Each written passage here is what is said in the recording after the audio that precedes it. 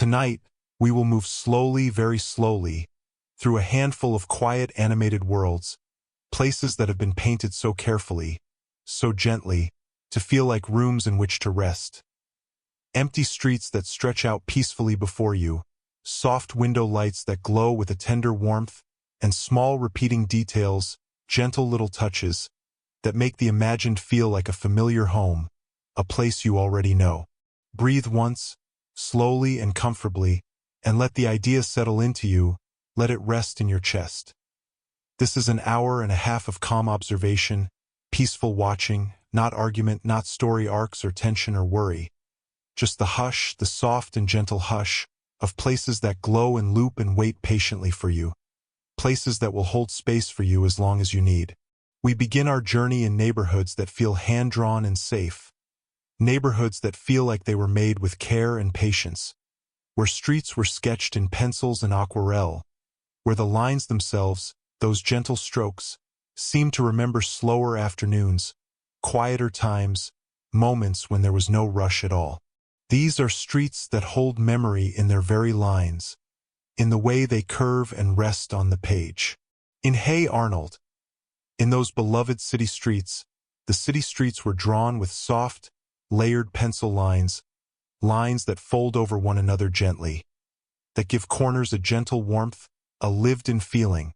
so that even a line of brick, even a simple wall, looks like a place you might sit for a long time, a place where you could rest your back and watch the world move slowly by. The pencil strokes wrap around stoops and fire escapes with a friendly patience, with an unhurried kindness, inviting you to drift along an alley, to float through these spaces as if remembering the shape of a long-ago walk, a walk you took when you were younger, when time moved differently. In those early seasons of Hey Arnold, those warm-colored pencils met glowing apartment windows, windows that held light like small treasures, and those colors met reused warm gradients that appeared again and again, comforting in their repetition, and a single stretch of sidewalk, sketched again and again across different episodes, begins to feel like an old friend, a familiar face you do not have to hurry past, someone you can greet slowly and warmly without any pressure at all. Down in Townsville, in that gentle city, the Powerpuff Girls skyline bathes in Picton blue skies, those soft and reassuring blues, and Kelly green parks, parks filled with rounded trees and soft grass. A palette that layers reassuring softness over every block, over every corner. So the eye can rest on color rather than detail, can simply sit with the warmth of the hues rather than searching for anything in particular. The blues and greens fold the city gently, like a soft fabric draped over something precious, and park benches and rounded rooftops repeat like quiet punctuation marks, gentle little pauses in a sentence, each one saying, in its soft and steady way, you can sit here and be safe, you can rest here without worry. In one particular portrait of Townsville, in one beautiful moment, a rosy dusk light settles over Art Deco towers, those graceful curved buildings, layering faint pink gradients, one gentle shade over another, until the whole skyline feels like a warm blanket pulled across an afternoon, a covering that holds warmth and safety, that speaks of comfort and peace and the gentle closing of a day. Studio Ghibli's worlds, those magical painted places, are painted with gentle, dreamlike palettes, palettes that feel like they come from memory itself, where blues, greens, and warm golds combine like a handful of safe colors, colors that the eye wants to linger on, wants to rest upon without effort. Each blade of grass, every single one, and every fluffy cloud drifting across the sky is given room to breathe, given space and time, so the backgrounds become a slow, breathable place, a soft landscape that invites you to lay your attention on it gently, like placing your hand on something warm, and then let it go, let it drift away like a leaf on water, without holding on, without effort. Early Pokemon towns, those gentle little villages, places like Pallet Town and Viridian City, those beloved starting points, bask in a golden afternoon glow, a warm and honeyed light that seems to come from everywhere at once.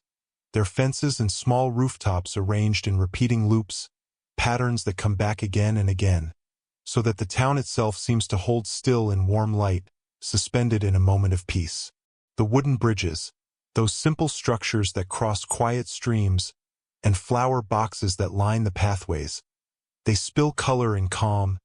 static patterns, patterns that don't shift or surprise,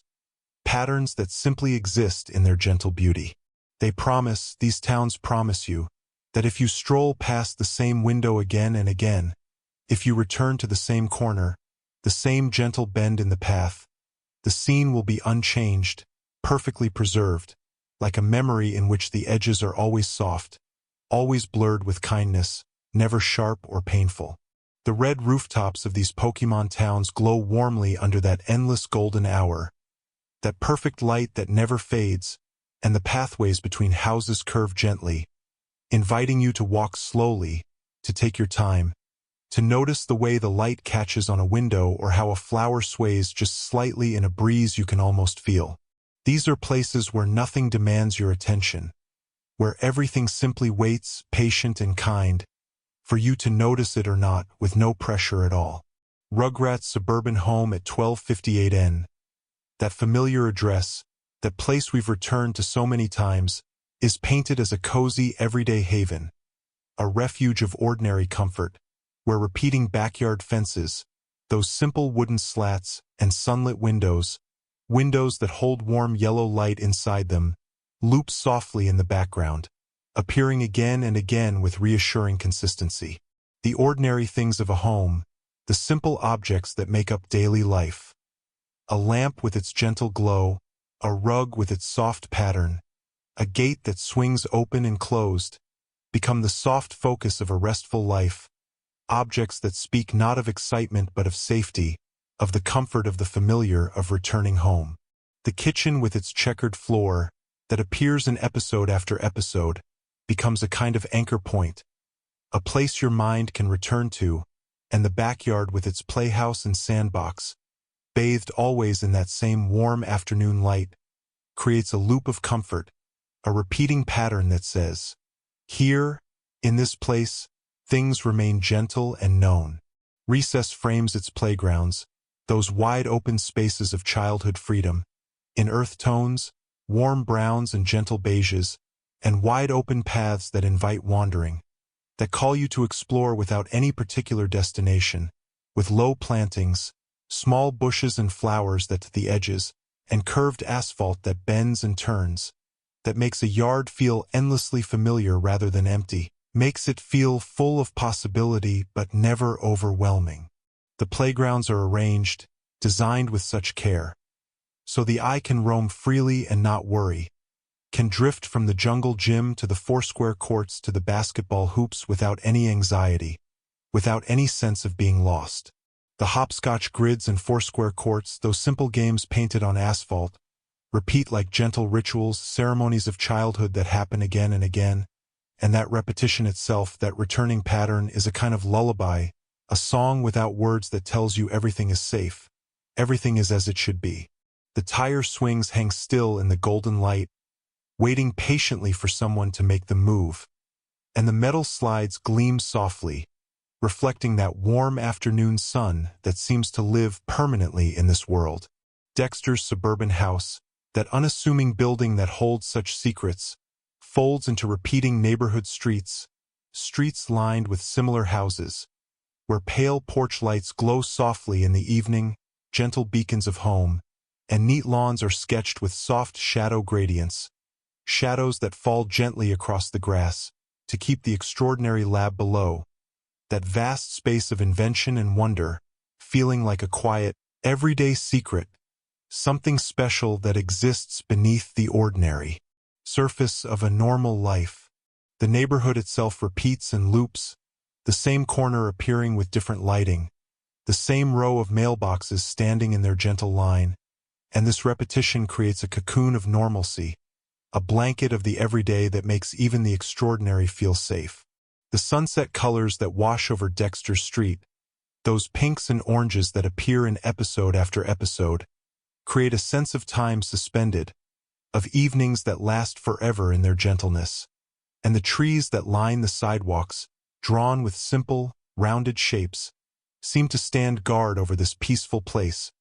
watchful but never threatening, simply present in their steady, quiet way. SpongeBob's Bikini Bottom in those early seasons, those first explorations of this underwater world. Early reefs loop with pastel coral clusters, soft purples and gentle pinks, and swaying kelp, long fronds that move in steady rhythm. A rhythmic underwater haze that suggests gentle motion but no urgency,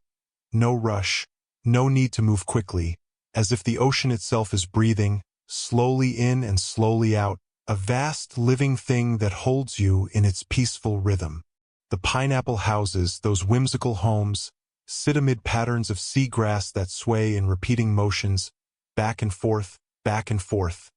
a hypnotic dance that happens continuously, and markets filled with seashell stalls, little shops and stands, hum with a slow, continuous trade that never becomes noisy, never rises into chaos, just a gentle murmur of activity, of life happening at a peaceful pace. Those pastel arches that frame doorways and windows, drawn in soft blues and lavenders, and bubble trails that rise steadily upward through the water, strings of pearls floating toward the surface, create a kind of underwater background hum, a constant gentle presence that settles the listener as surely as a rocking chair, as certainly as being held and swayed back and forth, in that eternal rhythm of comfort and peace. Hey Arnold! S. Hillwood Apartments, those beloved brick buildings that line the city streets, glow from within with amber windows, windows that shine like warm honey in the evening, and brick facades sketched in soft pencils. Each brick given texture and warmth through gentle strokes, while fire escapes and laundry lines repeat down the block, appearing again and again, like familiar lines in a poem, lines you've read so many times you could recite them in your sleep. The metal railings of those fire escapes catch the light just so, creating shadows that fall in predictable, comforting patterns, and the laundry that hangs on the lines, shirts and sheets and simple everyday things, moves slightly in a breeze that seems to exist just for them, just to give them gentle motion. The tiny potted plants on stoops, little touches of green and life, and trailing vines that loop down steps, cascading gently from one level to the next, cast delicate shadows, soft shapes on the concrete, that feel like the neighborhood's hush, like the quiet voice of the street itself speaking in whispers of safety and home. The doors, painted in various colors but all equally welcoming, and the small details. A mailbox, a doormat, a house number painted carefully, all combine to create a sense of a place that is deeply, thoroughly lived in. A place where people have made their homes and stayed, where roots have grown deep. Rugrats' living rooms, those spaces where so much of childhood unfolds, bask in warm lamplight, golden and soft, that filters through sheer curtains, fabric that diffuses the light into something even gentler, the glow catching patterned rugs with their geometric designs, their swirls and shapes, and wooden furniture, solid and real, chairs and tables that hold the weight of daily life. Those quiet interiors are painted to look like a safe cocoon for afternoons of slow discovery, for the kind of exploring that happens when a child crawls behind a couch or peers under a table, where the ordinary becomes extraordinary through the lens of imagination, but the space itself remains utterly, completely safe. The orange and yellow tones that dominate these rooms, warm colors that wrap around you like a soft blanket, and the way light pools on the floor in gentle patches, creating islands of brightness, all work together to make these spaces feel protected, sheltered, like being held in caring arms. The telephone on its small table, the family photos on the wall, the comfortable couch where parents sit, these repeating elements appear across episodes, creating a sense of home that is consistent, that doesn't shift or change in ways that might unsettle, but instead remains a steady, loving presence. In Dexter's surroundings, in the world above the lab, above that vast space of science and invention, the world is quietly ordinary, intentionally normal, with cookie-cutter lawns, grass cut to the same height, all neat and tidy, and picket fences white and clean, that vanish into hazy horizons, fading into a soft distance where details blur into atmosphere, and small sunlit porches, intimate spaces that catch the afternoon light, that reassure the eye, that tell the eye without words that the world is calm, that there is nothing to fear here,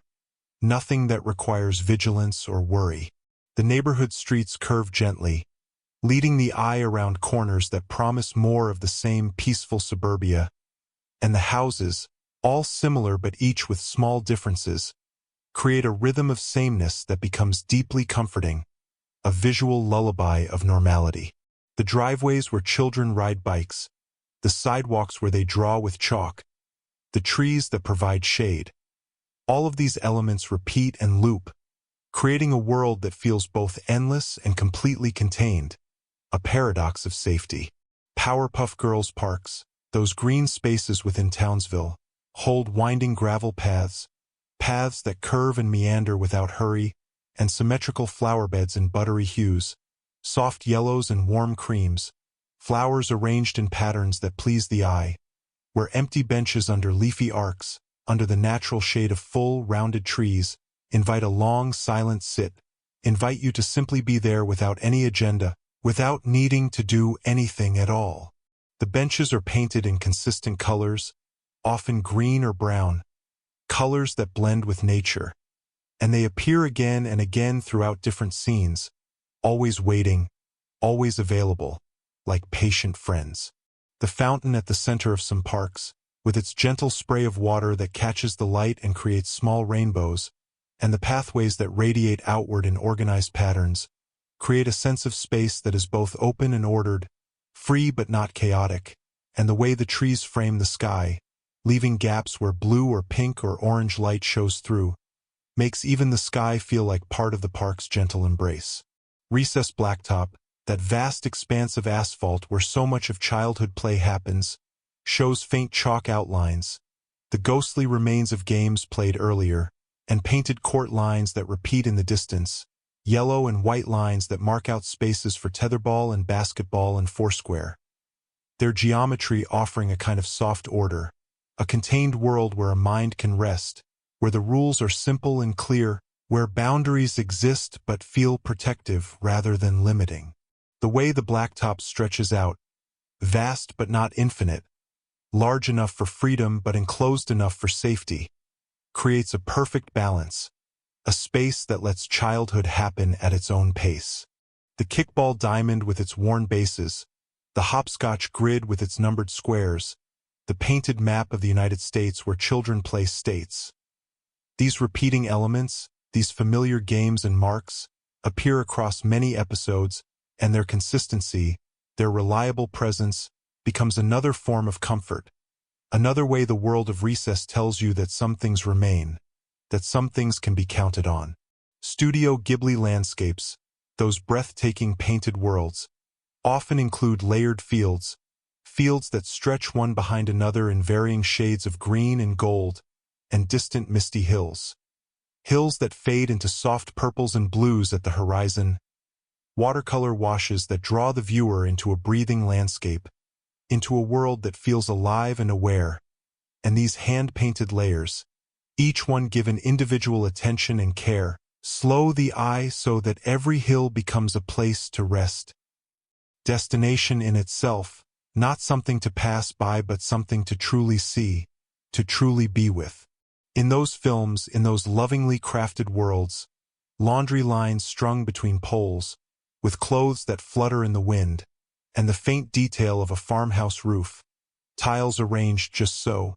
catching the light, are not background noise, not merely set dressing, but gentle anchors that remind you the world is lived in and kind,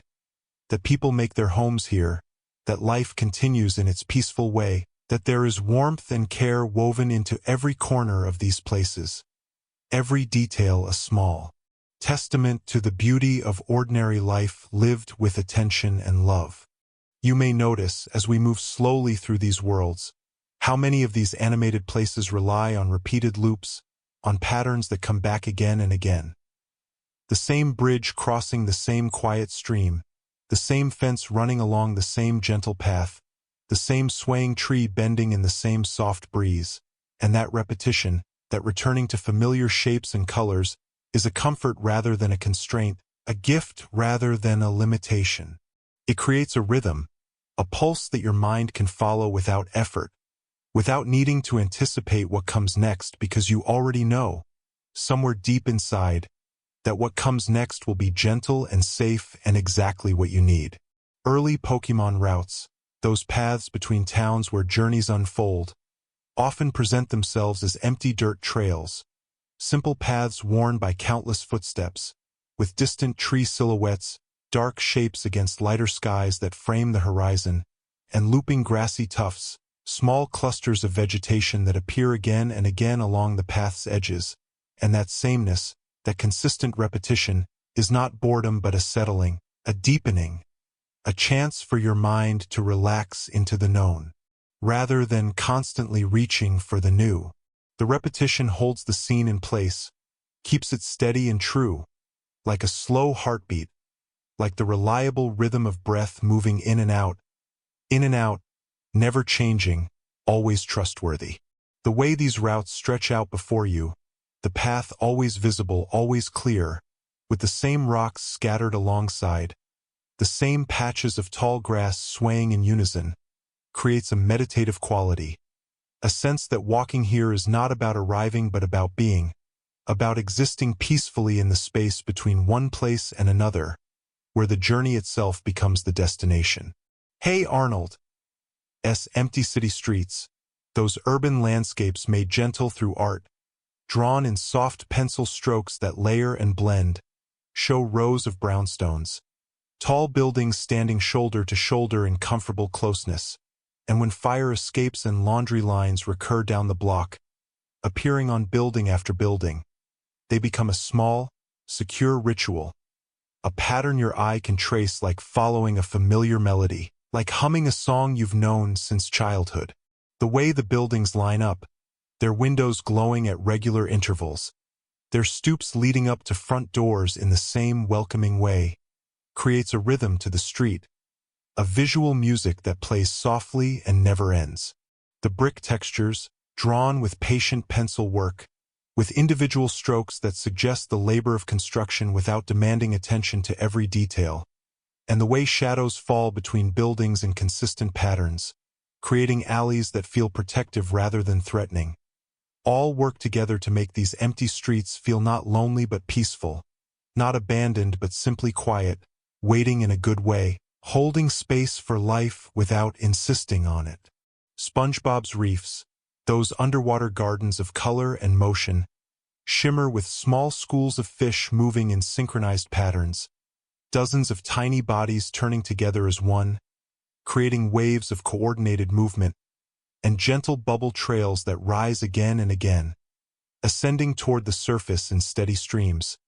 their repetition like the breathing of a large, patient creature, something vast and ancient and entirely benevolent that surrounds you and holds you in its rhythm. The fish pass through the frame in loops, the same animation cycle repeating, and rather than breaking immersion, this repetition deepens it, makes the reef feel like a living system with its own heartbeat, its own internal logic that exists independent of any story. The coral formations, painted in pastels that blend into one another, and the seagrass that bends in one direction and then the other, moved by currents you can almost feel, create a world that is always moving but never rushing, always active but never frantic, a perfect balance of life and peace. Rugrats' backyard fences, those simple wooden structures that mark the boundaries of play space, are painted in warm beige tones, colors like sand and honey, with subtle wood grain, fine lines that suggest texture without overwhelming the eye, and ivy that loops in the background, green vines that climb and twist in repeating patterns, gives a feeling that the yard is contained and safe in its sunny rut, in its comfortable routine, its predictable rhythms. The sandbox with its wooden border, the grass that grows in the same patches, the toys scattered in familiar arrangements. All of these create a space that a child can know completely,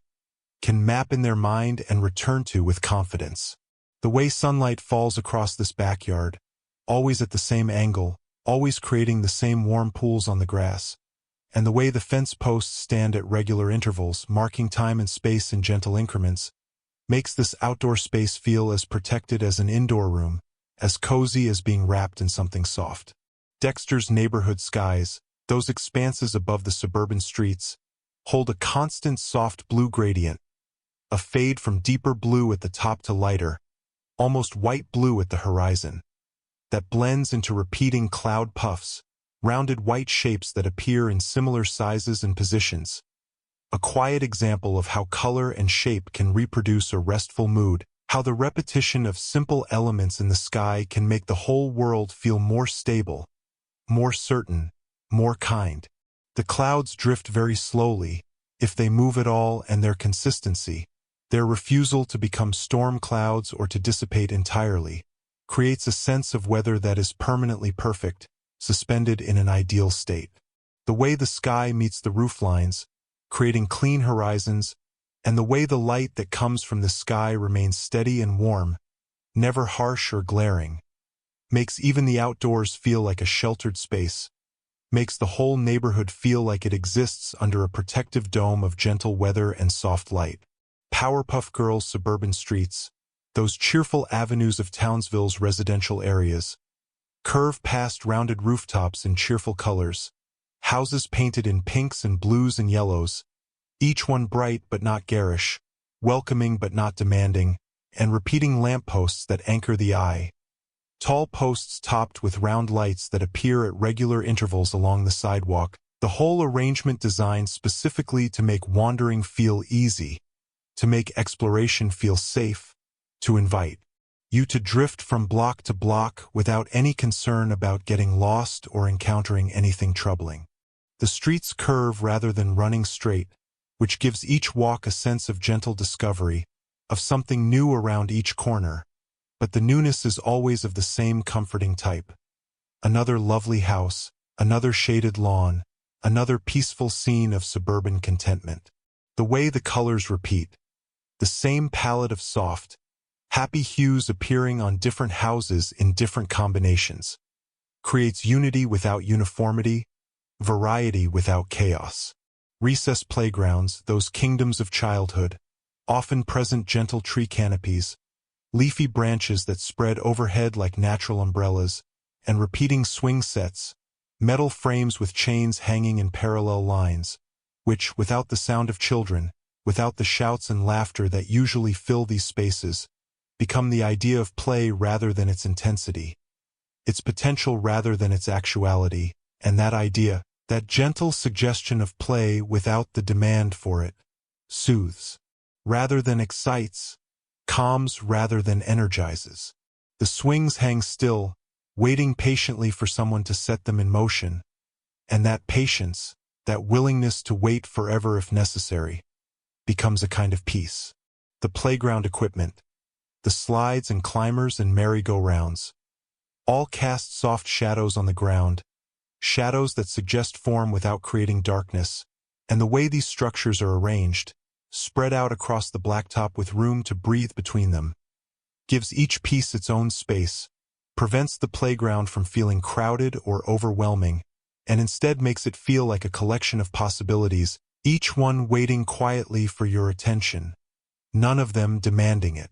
Pay attention gently, softly to the color choices, to the specific hues and tones that artists have selected with such care.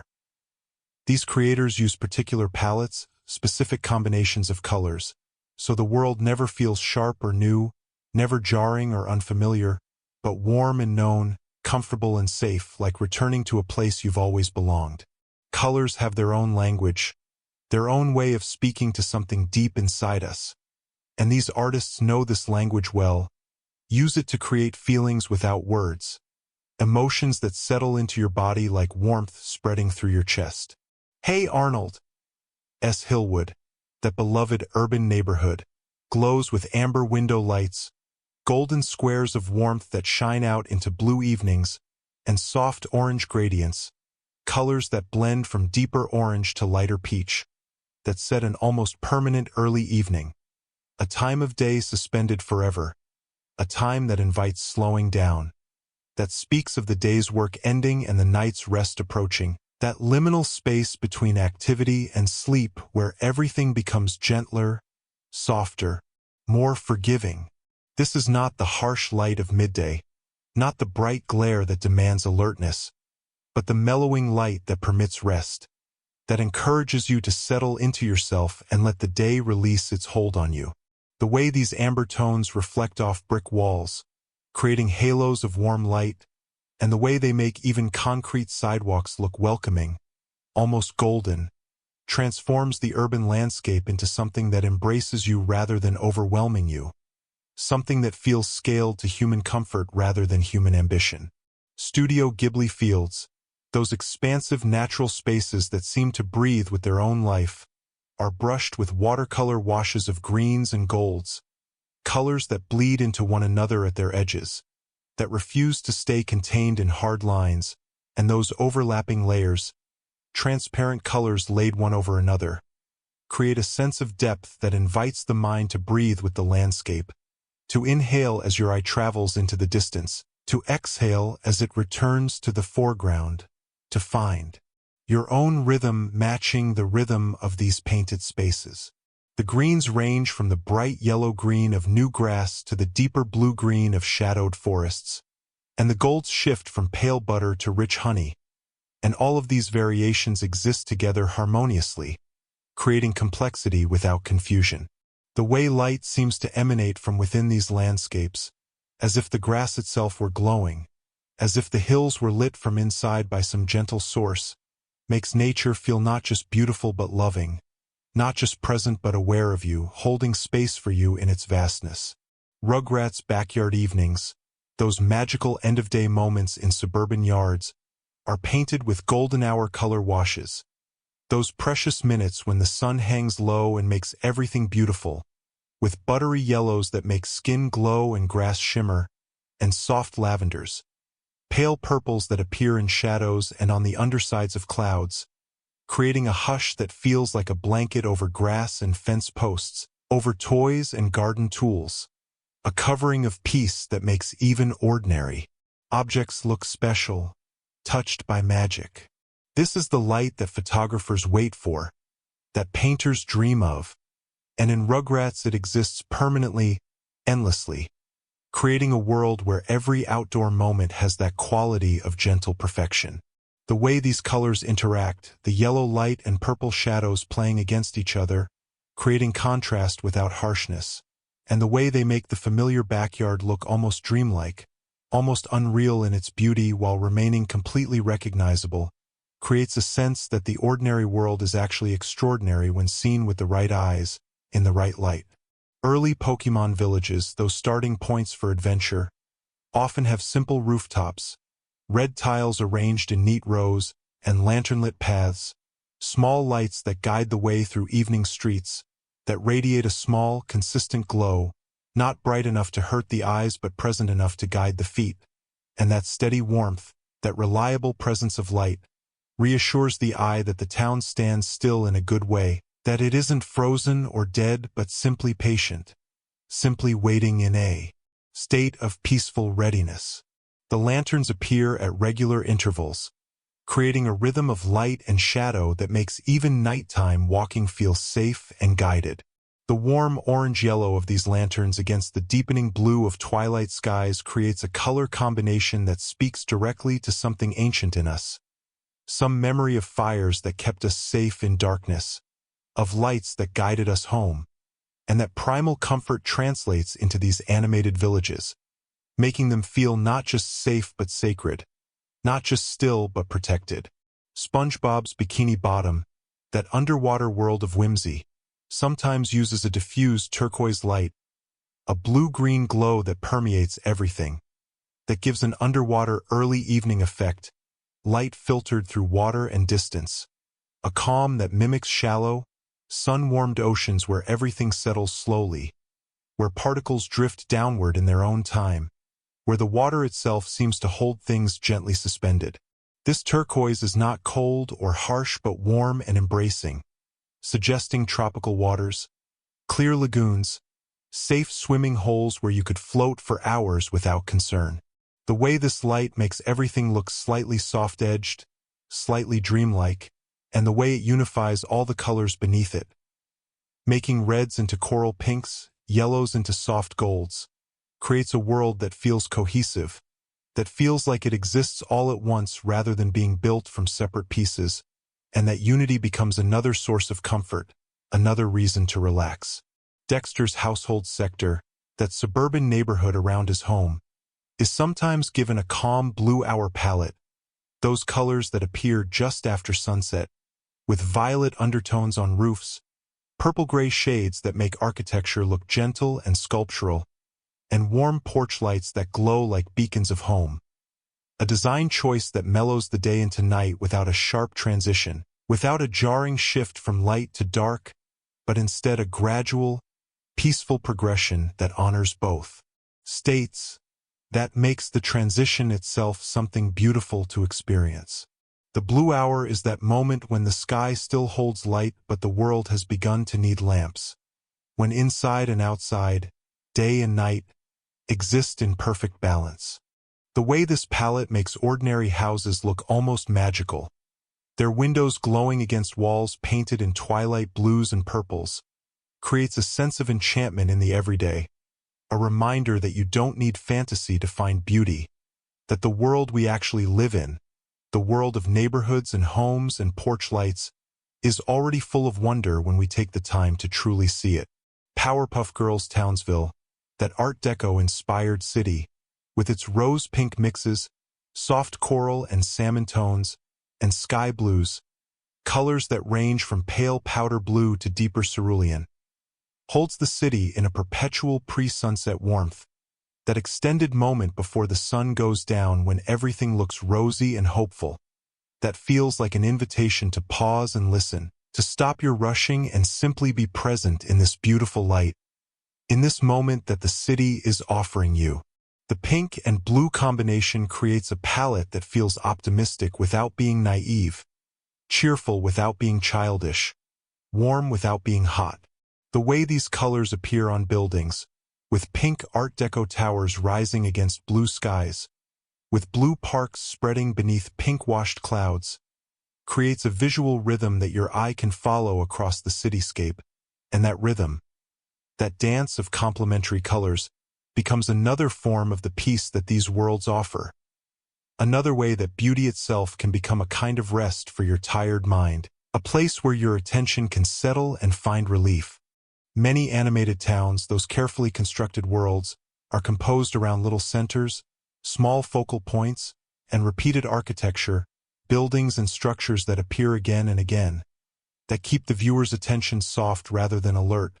relaxed rather than vigilant, allowing your gaze to drift without ever needing to search or strain or worry about missing something important. The repetition tells you that nothing will surprise you, that everything here is known and safe and exactly as it should be. Pokemon's quaint bridges, those wooden structures arching over streams and paths, and flower boxes, small containers of bright blooms placed at regular intervals, create a golden loop around plazas, open squares that seem to exist merely to be walked through, to be passed through slowly and peacefully, spaces without specific function beyond providing room to breathe, room to pause, and each wooden railing, each banister and fence post, becomes a benign boundary for calm, a gentle marker that says, here is a path, here is where to walk, guiding without restricting, suggesting without demanding. These bridges curve in the same gentle arc, their railings painted the same warm brown, and crossing them again and again in different towns creates a sense of the whole Pokemon world being connected, being part of one peaceful system. The flower boxes overflow with the same types of blooms, simple, cheerful flowers in reds and yellows and blues, and their consistent presence, appearing on windowsills and along pathways throughout these towns, creates a sense that someone cares for these places, that hands tend these gardens with love, even though we rarely see the gardeners themselves. Hey Arnold! SPS 118 Schoolyard, that space where so much of childhood unfolds, with ivy-adorned brick walls, green vines climbing old red brick in patterns that have grown over years, and chain-link fences that catch the light in their diamond patterns. Repeats certain visual cues, certain specific elements and arrangements, so the place feels fully known in a single sitting, so that even though it's a large space, even though there are corners and areas to explore, you feel like you understand it completely, like you could close your eyes and walk through it without getting lost. The brick walls have texture, have depth created by soft pencil shading, and the ivy grows in the same spots, creates the same shapes against the brick, episode after episode. The playground equipment in this schoolyard, the tetherball pole, the basketball hoop, the painted hopscotch grid, all occupy the same positions, creating a geography that becomes as familiar as your own room, as known as the back of your own hand, and that familiarity breeds not boredom but comfort, not restlessness but peace. Batman. The animated series takes a different approach to calm, a different path to peacefulness. Gotham's Art Deco angles, those strong geometric lines and ziggurat shapes and symmetrical skyscrapers, buildings that mirror each other across the frame, when drawn with diffused moonlight, soft silver illumination that spreads rather than focuses, and soft fog, mist that blurs edges and creates halos around lights, achieve a kind of timeless dusk, a perpetual twilight that is more meditative than forbidding, more contemplative than threatening, a space that invites quiet thought rather than fear. The city becomes a place for reflection, for slow consideration, rather than danger. The misty docks, those waterfront industrial spaces with cranes and water reflections, dark shapes doubled in still water, become an almost hushed waterfront, a place where sounds seem absorbed by the fog, where the sounds are muffled and distant, and the lights look like small pools to linger beside, soft glows in the mist that create islands of visibility in the gray, warm spots in the cool evening where you could stand and watch the water and let your thoughts drift like the fog itself. The cranes stand still, their arms extended over empty space, patient machines waiting for work that may never come, and in their stillness they become almost graceful, almost beautiful. The water in these scenes is often perfectly still, reflecting lights and buildings in mirror-perfect clarity, and that stillness, that absolute lack of waves or turbulence, creates a sense of the city holding its breath, of everything paused in a moment of peace between actions, a rest between beats. Studio Ghibli villages, those collections of homes nestled in valleys and on hillsides, often show laundry lines, ropes strung between poles or buildings, and misty valleys, low-lying fog that fills the spaces between hills, where the simplest domestic details, a farmer's clothes flapping gently in the breeze, pants and shirts and sheets moving in slow waves, become the sound of home, become the visual representation of the rhythms of daily life, of washing and drying and caring for the simple necessities of living. That laundry, moving gently, becomes hypnotic, becomes something you could watch for hours as it dances its slow dance with the wind. The mist in these valleys doesn't obscure but softens, doesn't hide but gentles, making the landscape look like it exists in a dream, like you're seeing it through a veil that makes everything more beautiful, more precious, more worthy of your quiet attention and love. SpongeBob's market stalls, those small shops and stands selling seashell souvenirs and kelp snacks, and pastel banners, flags in soft pinks and blues and yellows that flutter in the underwater current. In early season scenes loop in a slow rhythm, the same animation cycles repeating, the same gentle movements happening again and again, and the soft bubble pops, small sounds as air escapes toward the surface, and kelp rustles, the whisper of plants moving in water, create an underwater metronome, a steady pulse that steadies the mind, that gives your thoughts something regular to follow, something constant to anchor to. The market activity happens at its own leisurely pace, with no sense of hurry or urgency,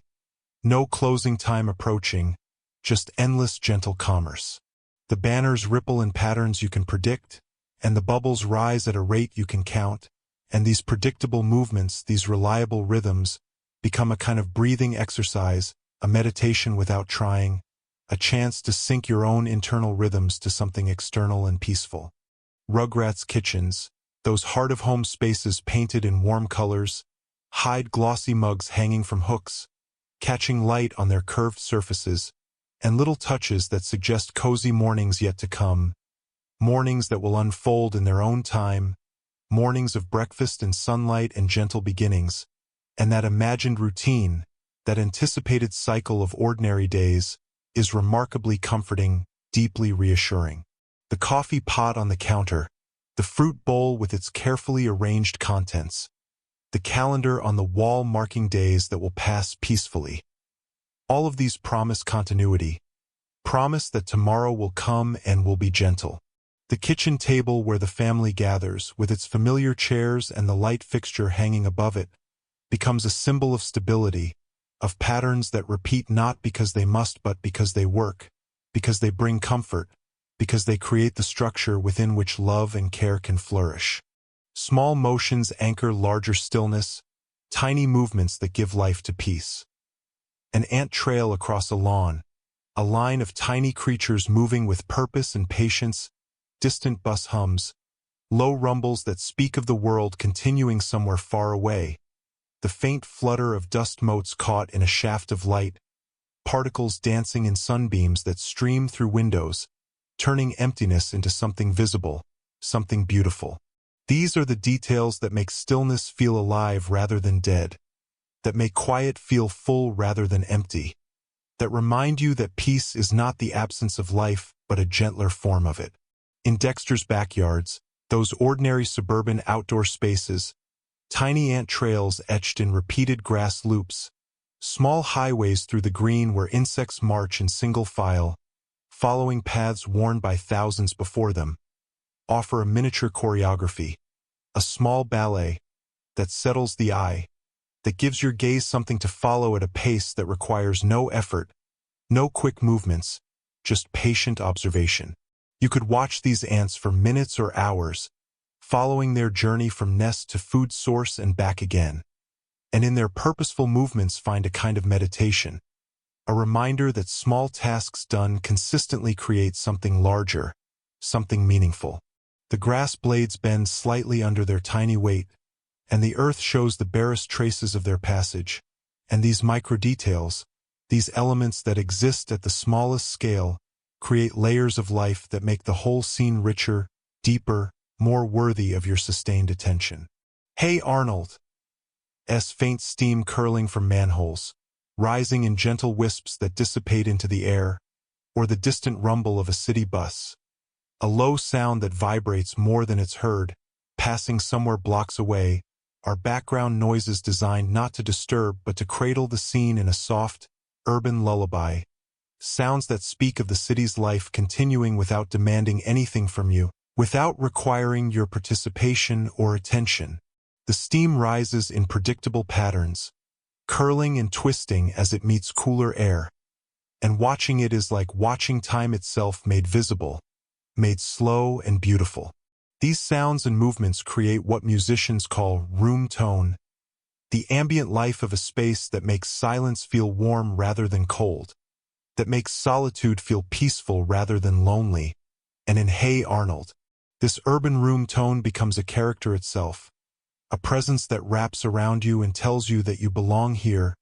that this city, for all its size and complexity, has space for you to simply be. SpongeBob's bioluminescent plankton, tiny organisms that pulse with their own light, and lazy window bubbles,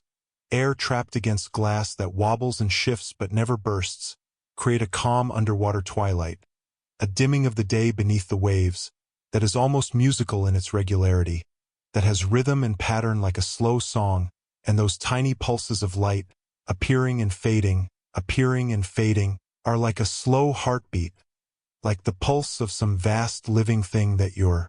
resting inside, that holds you safely in its steady rhythm. The plankton don't flash urgently but glow gently, their light waxing and waning like breathing, like the tide itself made into illumination. The bubbles against windows move so slowly, shifting and merging and separating in movements that take long seconds to complete, and tracking their lazy progress becomes hypnotic, becomes a way to let your own thoughts slow down, to let your own pace match theirs, to remember that not everything needs to happen quickly. Recessed playground corners, those tucked-away spaces at the edges of the blacktop, with dandelion puffs, those white spheres of seeds waiting to be scattered, and chain-link fences that sway gently in the breeze. Metal diamonds moving in subtle waves that catch the light differently as they shift, give the feeling of a place built for repeated, slow motion rather than urgency. A space designed for patience rather than speed, for observation rather than action. The dandelions have already completed their blooming, have moved past their bright yellow phase into this quieter, more contemplative stage where they wait to be released into the wind. The fence sway is barely visible, requires patient watching to notice, and that subtlety, that refusal to make grand gestures, becomes its own kind of beauty, becomes something that rewards the viewer who takes time, who doesn't rush, who allows small movements to reveal themselves in their own time. Studio Ghibli's countryside wind through rice stalks, thousands of green stems bending together, and distant stream gurgles, water moving over rocks somewhere beyond sight, are layered ambient textures, sounds and movements that exist simultaneously at different distances and volumes, creating a rich soundscape even in silence. And when the wind lifts a line of white sheets, laundry hung out to dry, the sound is almost like a sigh, like breath released, like the landscape itself exhaling in contentment. The rice stalks move in waves, patterns that ripple across fields like the surface of water responding to wind, and watching these waves is like watching the earth breathing. The stream sounds provide a constant gentle background, a reminder of water's patient work shaping stone, moving always toward the sea but never in a hurry, content to take centuries if needed, and that patience, that willingness to work slowly toward distant goals, becomes a teaching, becomes something your mind can learn from and apply to your own life, your own struggles. These minimal, natural sounds, these quiet elements that don't shout or demand, have the effect of making a painted world feel alive without asking for attention, without requiring acknowledgement. And that is the kind of life that helps a listener's mind relax, that lets you exist in a space without needing to perform or respond, without any obligations at all. It's life that simply is, that continues whether watched or not, and in its indifference to your attention it paradoxically becomes more comforting, more trustworthy, more real. The wind doesn't blow for your benefit, the stream doesn't gurgle to entertain you, the sheets don't flutter to catch your eye. They simply exist, doing what they do, and in that simple existence they give you permission to simply exist as well, to let go of purpose and productivity and just be here, now, breathing with the world. As the light softens, as the day begins its gentle transition, many animated places shift their palettes, change their colors subtly and carefully, to suggest the day slowing down, winding toward rest, not ending suddenly or abruptly but easing into a longer, gentler pause, a suspended moment that stretches between afternoon and evening, between activity and sleep, a liminal space where everything becomes softer, kinder, more forgiving of tiredness and the need to stop. Hey Arnold! Hillwood scenes, those beloved urban vistas, often carry a warm afternoon glow, a light that seems to come from everywhere at once, made of layered amber and peach, colors that overlap like transparent veils, each one adding its warmth to the scene, and that golden wash, that honeyed light, can feel like a slow exhale across brick and pavement, like the city itself breathing out the tensions of the day, releasing whatever hardness it held and becoming softer, more welcoming, more like home. The brick walls seem to absorb this light and then glow with it, as if they're holding warmth inside themselves and radiating it back out into the evening air. The way this light catches on windows, turning them into squares of gold, and the way it makes even chain-link fences look beautiful, their diamond patterns casting long gentle shadows, transforms the urban landscape into something that could exist in a dream, something too beautiful to be entirely real and yet completely, utterly familiar. Rugrats' porch lights flicker on against lavender skies, skies that have deepened from blue through purple into this soft, dusky shade, warm beams spilling across empty lawns, creating pools of yellow gold on green grass, each light a little reassurance, a small promise that the world below is safe to rest in, that homes are here, that people are inside preparing dinner and settling into evening routines, that the night, when it comes, will be gentle and protected. The lights don't turn on all at once but in sequence, one house and then another, creating a rhythm to the evening's arrival, a pattern that your eye can follow down the street. The contrast between the warm yellow light and the cool purple sky creates a color harmony that feels balanced and complete, that satisfies something in the eye the way a resolved chord satisfies the ear, and in that satisfaction there is peace. There is the sense that everything is as it should be. Dexter's house vents, those metal grates on the side of suburban homes, and the low hum of air conditioners, machines working steadily and quietly, are ambient markers, subtle signs, that the neighborhood is moving toward rest, toward evening routines and dinner preparations and the slow winding down that leads to sleep. These sounds are mechanical and constant in a manner that is oddly comforting, surprisingly soothing, their reliability becoming a kind of security, their unchanging nature a promise that some things remain steady even as everything else shifts and flows. The hum is low enough that you feel it more than hear it, a vibration that becomes part of the background, part of the fabric of evening itself. These mechanical sounds speak of homes cooled against summer heat, of systems working to maintain comfort, of technology in service of rest, and in their steady operation they create a modern lullaby, an industrial-age hum that has become, for those who grew up with it, as natural and necessary as cricket songs. Powerpuff Girls' Townsville sunsets paint the city, cover every surface, with pink and orange washes, gradients that blend from coral to salmon to peach, and Art Deco silhouettes, building shapes simplified into elegant curves and stepped forms, and that color bathes empty avenues, streets without cars or people, so that they feel familiar and calm rather than lonely, so that emptiness reads as peace rather than abandonment, as a chosen quiet rather than an imposed isolation. The whole city becomes a canvas for this light, every building and street a surface that reflects and holds these sunset colors. The way the pink light sits on the rounded tops of buildings, and the way orange glows from windows not yet lit from within, creates layers of warm color that wrap around you, that make even vast urban spaces feel intimate and safe, feel like rooms designed for rest rather than cities built for commerce. SpongeBob's reefs, those underwater gardens, often shimmer under diffused turquoise light at early evening, at the time when sunlight still penetrates the water but has softened, has been filtered through depth and distance, the pastel corals and seafoam greens,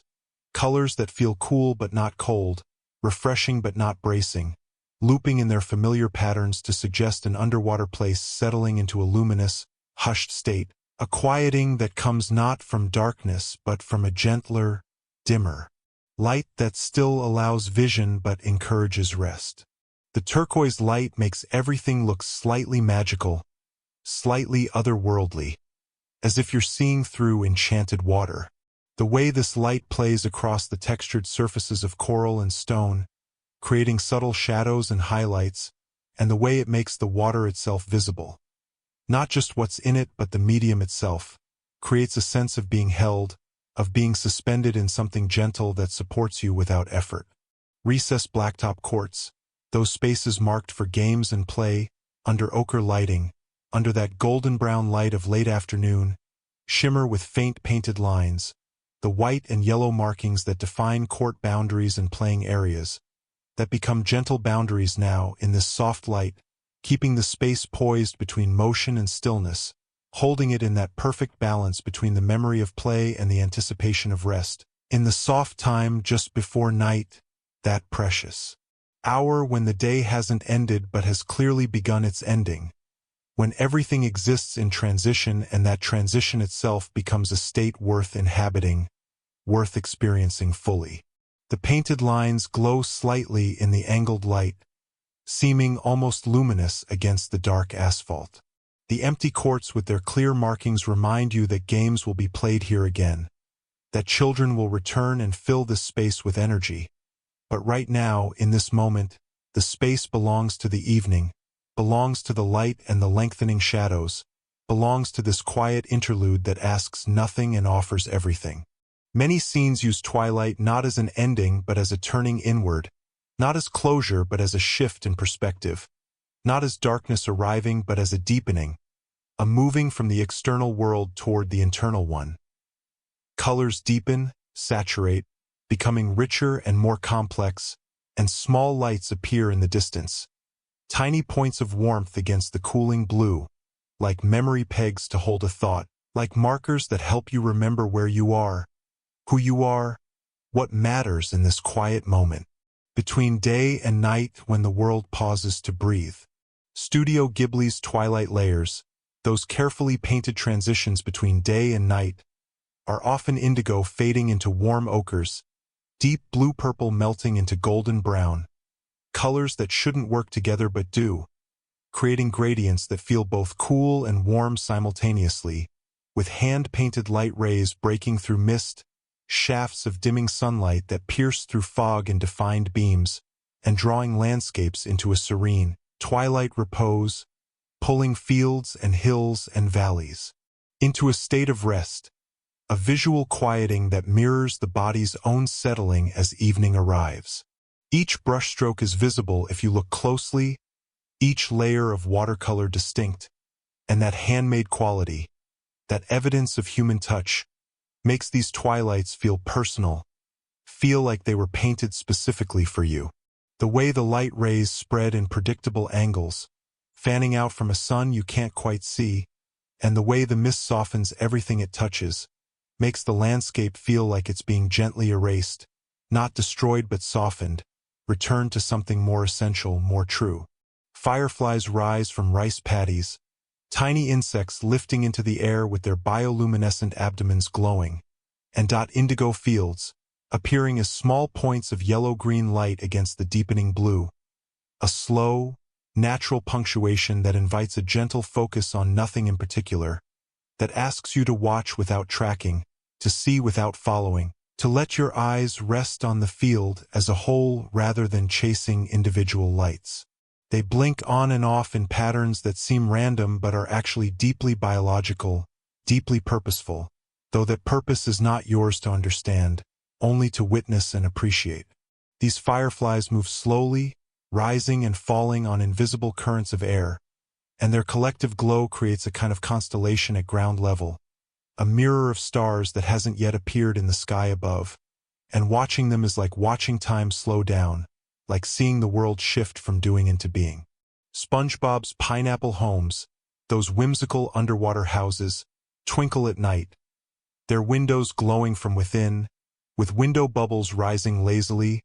air escaping in slow streams toward the surface, and those tiny lights, both the window glows and the bubbles catching what little light remains, are repeated notes, elements that appear again and again in the scene, that fold the reef into a luminous hush, that create a visual rhythm of light and dark that feels musical, feels like a lullaby,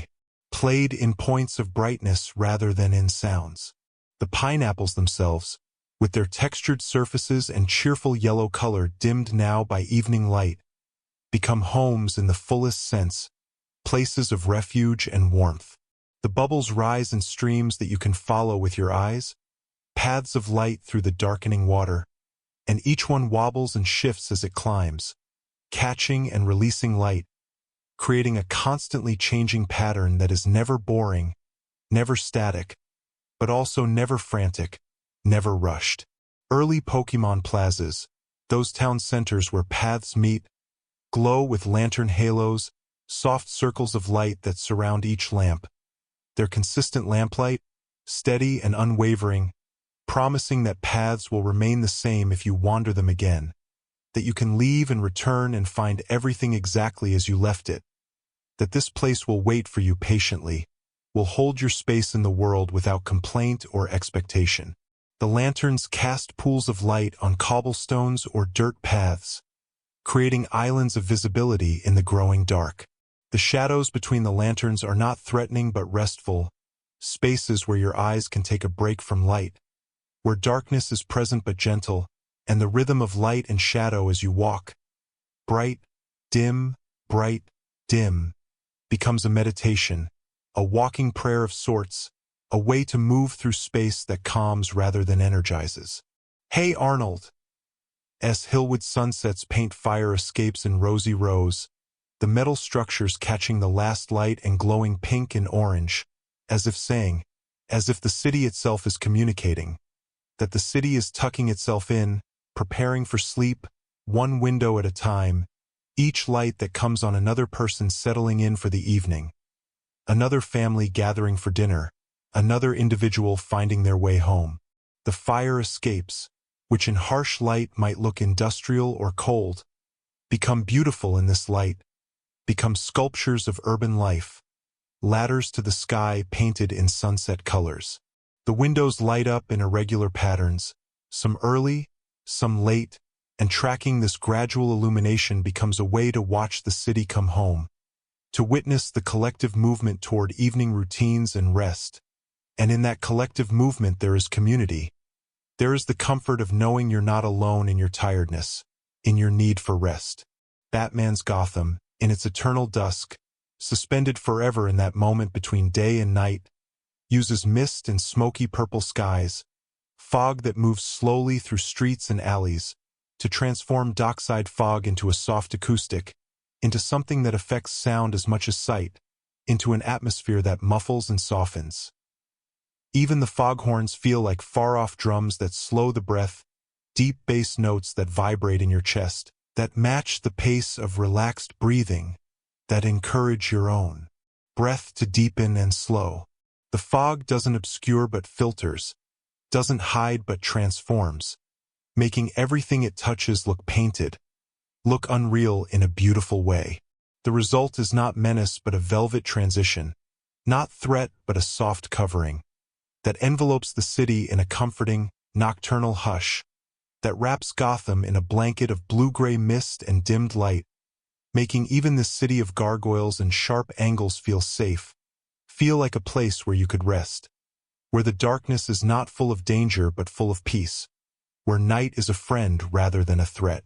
The Art Deco buildings rise into this fog like ships emerging from water, and their geometric beauty becomes more apparent, not less, in the simplified light. The way light catches on fog, creating glows rather than clear illumination, and the way sounds travel through this dense air, muffled, softened, arriving from unknown distances, creates a sensory environment that asks you to let go of precision, to embrace uncertainty not as danger but as mystery, the good kind of mystery that invites wonder rather than fear. Night brings quieter textures, more subtle sensory experiences. The drip of rain on ledges, individual drops falling at irregular intervals and splashing softly on stone or metal, the soft pop of seals or bubbles underwater, gentle sounds that speak of air moving through water, of boundaries between elements being crossed, the hum of distant traffic as a background heartbeat you can rest on, a low rumble that never stops, never varies too much, that becomes like the pulse of the world itself, steady and reliable, something your own heartbeat can synchronize with, can match pace with, finding comfort in that shared rhythm. SpongeBob's Bikini Bottom nights, those underwater evenings when the sun's light no longer reaches these depths, often carry bioluminescent pulses, organisms lighting themselves in patterns of communication or attraction that we can witness but not understand, that make the reef feel star-filled and slow, like floating through space rather than swimming through water, like drifting through a galaxy made of living light. And the gentle bubble pops, those small releases of air that happen constantly in this underwater world, are like a spaced breathing, like inhalations and exhalations happening at a leisurely pace, that keeps time without urgency, that marks moments without demanding attention to their passing. The reef at night becomes a different place entirely, Not dark but differently lit. Not dead but differently alive. The bioluminescence appears in blues and greens mostly, cool colors that don't hurt night-adjusted eyes, and the patterns of light, some steady, some pulsing, some moving as creatures swim past, create a constantly shifting display that never becomes boring because it's always changing, but never becomes stressful because it changes so slowly, so gently. Rugrats indoor soundscapes, those carefully crafted audio environments, layer ticking clocks against sheer curtain rustles, the mechanical rhythm of timekeeping devices mixing with the soft whisper of fabric moved by breeze from an open window, and the minimal ambient audio, the quiet hum of a house at rest, makes living rooms feel like sleeping cocoons, like protective spaces wrapped around you, like rooms that exist specifically to hold and shelter you while you rest. The clock's ticking is steady, predictable, a metronome of passing seconds that paradoxically makes time feel less important, less pressing, because each second is like every other, none of them special, all of them simply passing. The curtains move so slightly, just the barest shift, and watching them is like watching breathing, like the room itself is alive and sleeping, and you're sleeping with it, sharing its rest, held safely in its gentle rhythms. Dexter's neighborhood air conditioner hums, those mechanical sounds of cooling systems working through warm evenings, and faint porch lights, bulbs glowing softly behind frosted glass or simple shades, offer a mechanical, reassuring continuity to suburban evenings, a promise that systems are working, that homes are maintained, that the infrastructure of comfort is operating as designed. These sounds and lights are so consistent, so reliable, that they become invisible until you pause to notice them, and then suddenly you realize how much comfort they've been providing all along, how much security lives in these mundane technological elements of modern life. The air conditioner hum changes pitch slightly as the compressor cycles on and off, and that variation within consistency, that rhythm of working and resting, becomes something your subconscious can track, can find pattern in, can use as an anchor in the flow of time. Recess playgrounds at dusk, those spaces that held so much energy just hours ago, show long shadows from swings stretching across the blacktop, dark shapes that extend far beyond their sources, reaching across the empty space like fingers, and a lowering of color intensity, a fading of brightness, that suggests play has quietly concluded, that children have gone home, that the space is now resting, recovering from the day's activity, preparing for tomorrow's return. The swings hang motionless, their chains perfectly vertical, and that stillness, after imagining the arcing motion they usually hold, creates a powerful sense of rest, of energy expended and peace achieved. The playground equipment casts complex shadows in the angled evening light, shadows that overlap and create geometric patterns on the blacktop. And these patterns change slowly as the sun continues its setting, as the angle of light shifts degree by degree. And watching this gradual transformation is like watching a very slow dance, a ballet performed by light and shadow that takes an hour to complete. Gotham's night is described by brass moonlight, that specific quality of light, cool but slightly warm, silver but with gold undertones, and reflections on rippling water. The moon and city lights doubled on the surface of the river or harbor, moving gently with the water's movement. Drizzle and fog soften the city's edges into velvet, into something that looks touchable, that looks soft despite being made of stone and steel and glass, that holds attention but asks for no action, that invites, looking without requiring doing, that lets you rest your eyes on beauty without any obligation to respond or engage or do anything except be present and see. The brass moonlight catches on wet surfaces, on streets, on windows, on the curves of car roofs, and creates a city of highlights and reflections, a city that seems to glow from within despite the darkness. And that glow feels warm despite the cool night air, feels welcoming despite the city's reputation. Studio Ghibli's villages breathe with layered night sounds, with multiple audio elements existing simultaneously at different volumes and distances. lantern paths that creak slightly as the lanterns sway in night breezes, and distant streams that burble continuously, water moving over rocks in patterns established over centuries, which are gestures that fold space into a small, navigable world that make even vast landscapes feel comprehensible, feel human-scaled, feel like places where you could live and know every path, every tree, every stone. The sounds create a map made of audio, a way to understand space through listening rather than looking. Many animated worlds use bounded spaces to create safety, to establish limits that comfort rather than constrain. Fences, thatched eaves, hedges, walls made of living green things, and those boundaries are gentle rather than confining, permeable rather than absolute, like the edges of a favorite blanket, like the rim of a safe circle, like lines drawn not to keep you in but to hold you softly, to give you shape and definition without pressure, without force. These boundaries say, here is a space that is yours. Here is a place where you can be. And in that simple message there is profound comfort. Rugrats repeating white picket fences, those classic symbols of suburban safety, and open gates, entrances that swing freely, that are never locked or forbidding, suggest an enclosed world where exploration is possible but contained, where adventure exists but within limits, a geometry that makes the imagination feel free and safe at once, that creates the perfect paradox of bounded freedom, limited limitlessness. The fences are low enough to see over, wide enough to feel clean and fresh, and their regular pickets create a rhythm, a visual beat that your eye can follow down the street, around corners, through the neighborhood. The gates stand open in invitation, suggesting that boundaries exist more as markers than as barriers, more as definitions of space than as restrictions of movement, and that openness within structure creates security, creates the sense that you can leave but also return, that the world beyond is accessible but home remains defined and known. Hey Arnold!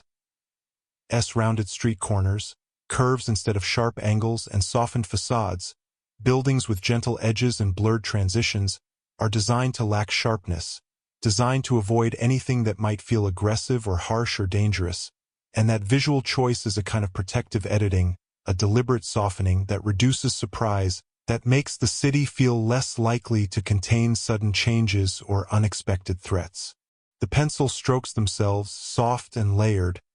refuse to create hard lines, refuse to make edges that could feel cutting or cold. The architecture bends rather than angles, curves rather than corners, and that rounding, that refusal of the perpendicular, makes the whole city feel more organic, more grown than built,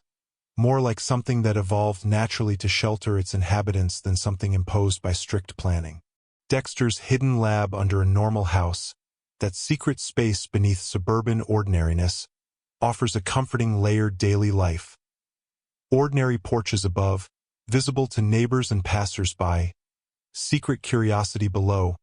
hidden chambers full of wonder and invention, and the repetition of symmetrical windows that keep the scene balanced, that create visual rhythm and order, that make the house above look completely normal, completely unremarkable. This layering suggests that extraordinary things can exist within ordinary containers, that magic doesn't announce itself,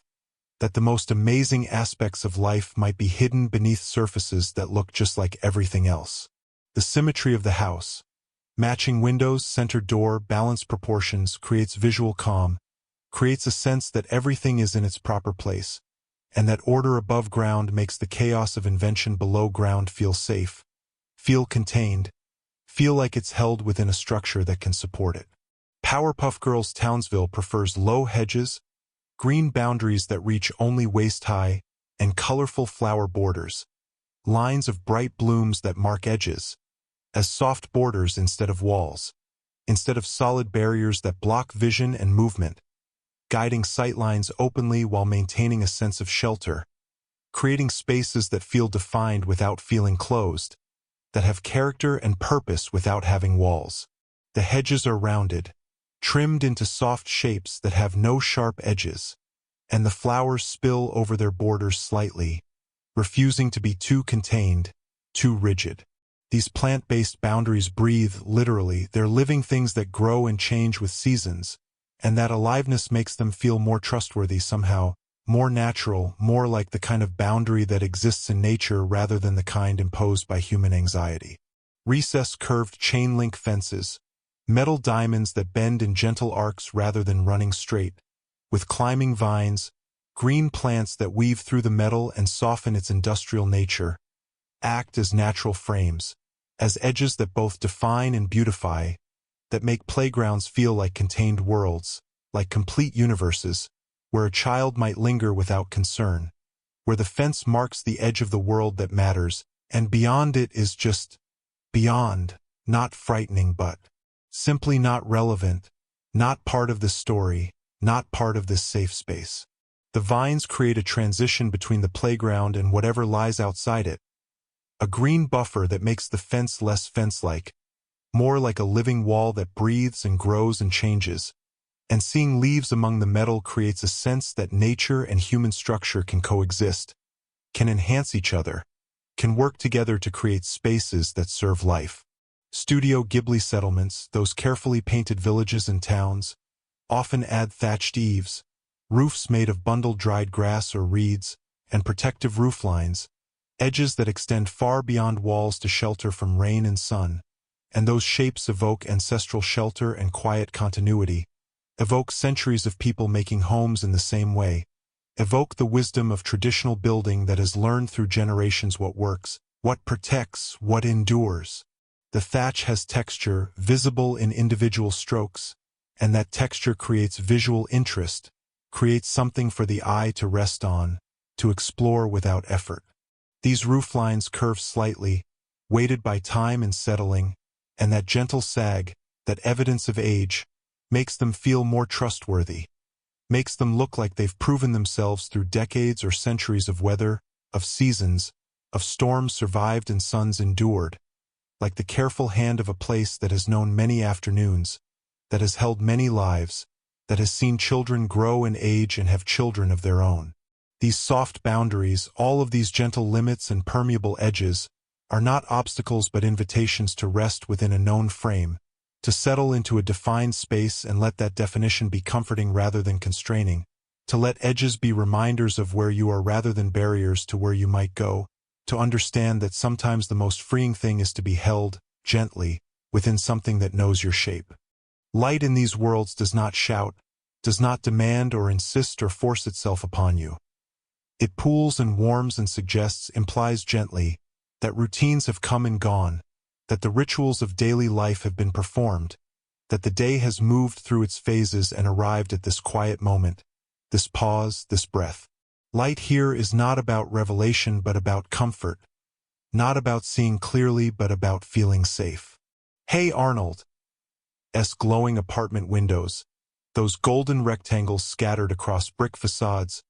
mirror quiet family moments, reflect the intimate scenes happening inside. Someone setting the table, someone reading, someone just sitting and breathing, and become small, amber beacons that speak of dinners being prepared or eaten or cleaned up after, late lamps turned on as evening deepens into night, and folded lives, lives that have found their patterns and rhythms, that have settled into routines that comfort rather than constrain. They remind us of the texture of home, of what it feels like to be inside, to be warm, to be fed, to be surrounded by the familiar objects and people that make a space more than just shelter, that make it truly home. Each window is a small story, a life contained and continuing, and together they create a neighborhood of stories, a community of lives being lived quietly. The light from these windows spills out onto fire escapes and sidewalks, creating small pools of warmth in the evening air, and that spillage, that overflow of interior light into exterior darkness, feels generous, feels like homes sharing their warmth with the street, with anyone who passes by and needs to see evidence that life continues, that people are safe inside, that the world holds goodness. SpongeBob's reefs, those underwater neighborhoods, with pastel corals like cushioned bumpers, soft rounded shapes in pinks and purples and blues that look like they would yield to touch, that look gentle and forgiving, and gently curving streets, paths that bend without sharp turns, that flow like water itself, create an underwater haven where buoyancy itself feels protective and soft, where the medium you move through supports you constantly, where falling is impossible because you're always floating, always held up by water that cradles you from all sides. The softness is visual but implies physical softness too,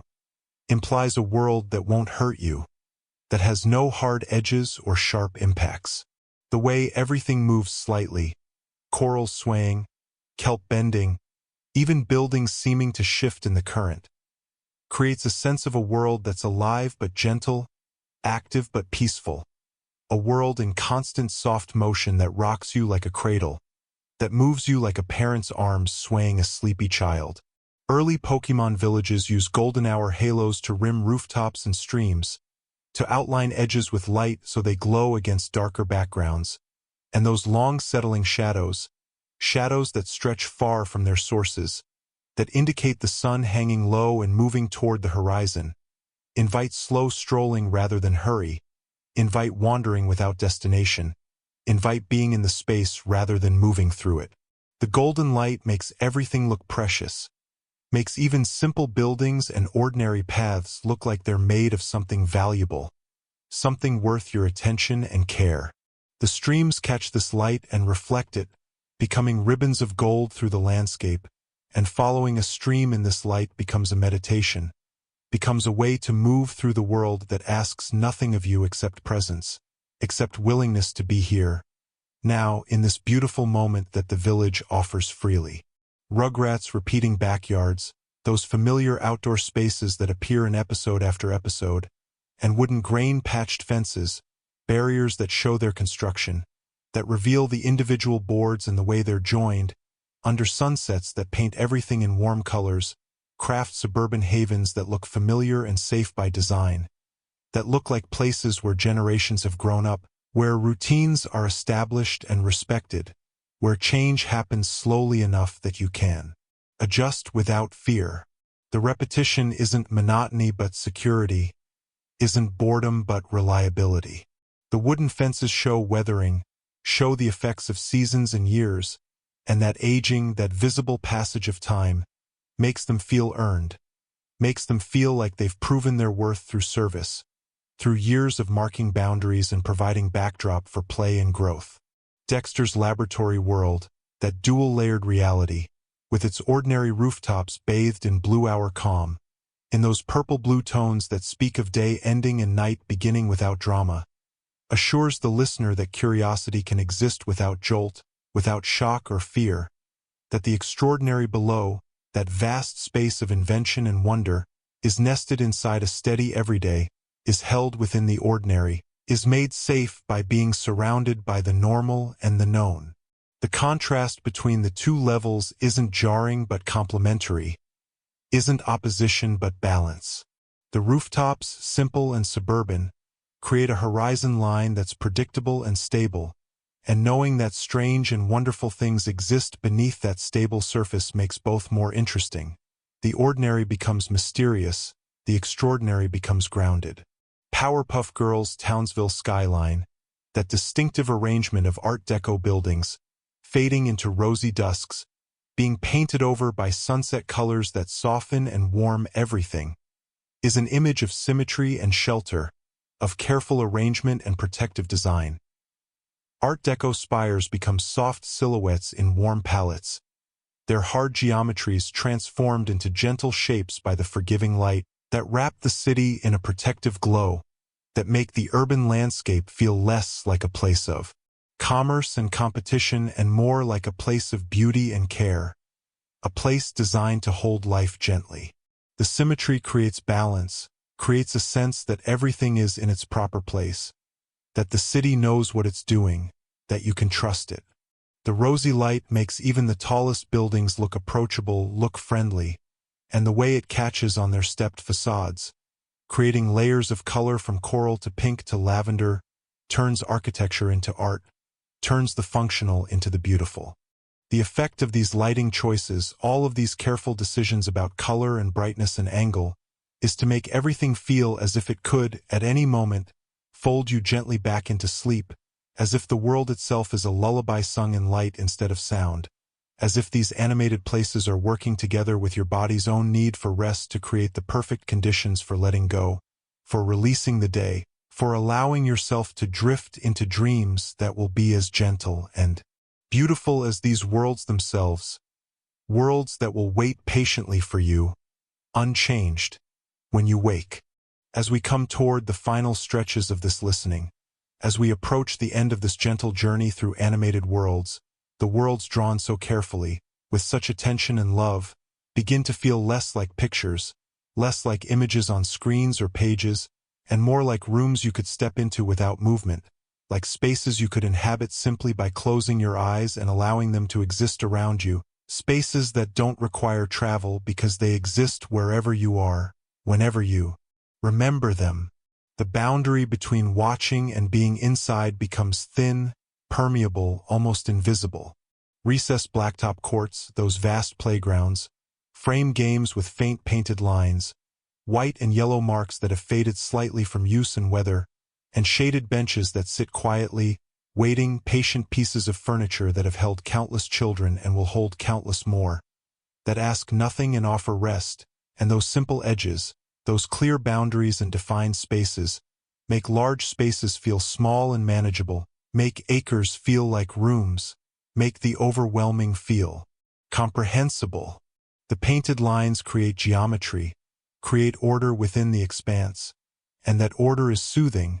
is a promise that this space, despite its size, can be understood and known. The benches cast shadows that move slowly as the sun travels, creating a gentle clock that marks time without numbers, without urgency, just the patient progression of light and shadow that tells you time is passing, but not in any way that demands action or response. Studio Ghibli landscapes breathe with misty fields, grass and crops emerging from fog in layers, and lantern paths, small lights that mark the way through evening landscapes, and the watercolor layering, those transparent washes of color laid one over another,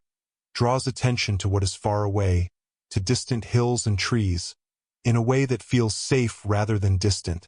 that makes distance feel like depth rather than separation, that invites your eye to travel into the painting without any sense of leaving safety, of moving away from protection. The mist creates layers, creates a sense of atmosphere having substance, having presence, and moving through those layers with your eyes feels like breathing, feels natural and necessary. The lanterns glow warmly in the mist, and their light doesn't travel far, doesn't illuminate vast areas, but instead creates small circles of visibility, intimate spaces of light that make the darkness between them feel companionable rather than threatening, feel like rest rather than void. Bikini bottoms, pastel corals, those soft pink and purple formations, and bubble trails, streams of air rising constantly toward the surface, sway in gentle currents that invite drifting thought, that encourage your mind to move like water moves, without destination, without plan, just flowing along paths of least resistance, following interest where it leads without commitment or concern, as if the sea is holding you and letting small concerns float away, letting worries rise like bubbles toward a surface you don't need to reach, letting them go without effort, without struggle, just release and drift and the gentle motion of being suspended in something that supports you completely. The corals provide structure, but soft structure, places your eye can rest without impact, without the jarring sensation of hitting something hard, and their colors are so gentle, so easy to look at, that they never tire the eye, never demand that you look away. Gotham's harbor mists at twilight, those fogs that roll in from the water, are not frightening but velvety, are smooth and soft and encompassing, reflections and fog making the skyline into a soft tapestry of light and shadow, into something woven rather than built, something that feels crafted by hands rather than erected by machines, something with texture and warmth despite being made of mist and darkness and the industrial edges of a city. The fog transforms everything it touches, makes hard things soft, makes cold things mysterious, makes the familiar strange in a good way, in a way that invites new seeing, fresh appreciation. The reflections in the water double the lights, create a mirror city beneath the real one,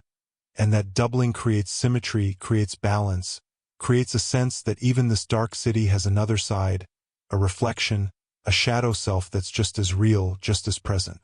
Hillwood's brick-lined hush, those quiet streets where sound seems absorbed by walls and pavement, and repeating rooftops, the same shapes appearing again and again down the block, cradle nostalgia with soft amber lights, with golden glows from windows, and the memory of evenings spent in slow company,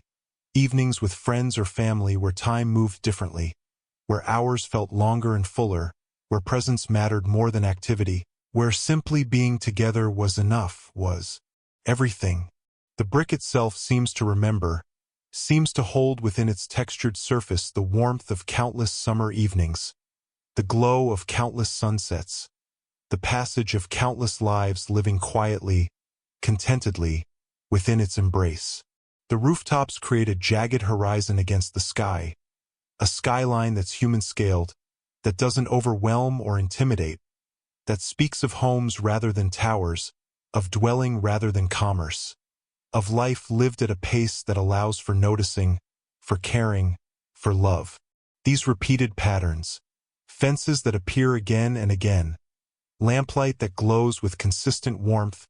curving streets that bend in familiar ways, soft gradients that fade from color to color without harsh transitions, are not merely design choices, not just aesthetic decisions made by artists, but something more, something deeper. They are the intentional architecture of comfort, the deliberate construction of peace, the careful building of spaces where rest is possible, where anxiety can release its grip, where the vigilant mind can finally, safely, let down its guard. And when you notice them as you listen, when you become aware of these patterns and their purpose, you let the world's rhythm fold you into a calmer heartbeat. You allow your own pulse to slow and match the pace of these gentle places. You give yourself permission to breathe with the rhythm of animated worlds that were made, with care and skill and love, to hold you safely while you rest. And finally, imagine now these places, all of these carefully crafted worlds. Hillwood and Bikini Bottom, Townsville and distant rice paddies, suburban backyards and underwater reefs, city streets and village paths, each painted with care to feel like home, each one designed not just to be looked at but to be felt, to be experienced as shelter, as belonging, as the specific comfort that comes from being in a place that knows you and accepts you completely, each shading the day into evening with slow motions of light, with gradual transitions that honor both states, that make neither arrival nor departure abrupt or jarring, and small, repeating details that invite rest, that ask nothing of you except that you allow yourself to be held by their gentle consistency, by their reliable presence. Think of the way a window light pools on a rug, how that amber glow spreads across woven fabric, creating an island of warmth and illumination, how it defines a space within a space, makes a room within a room,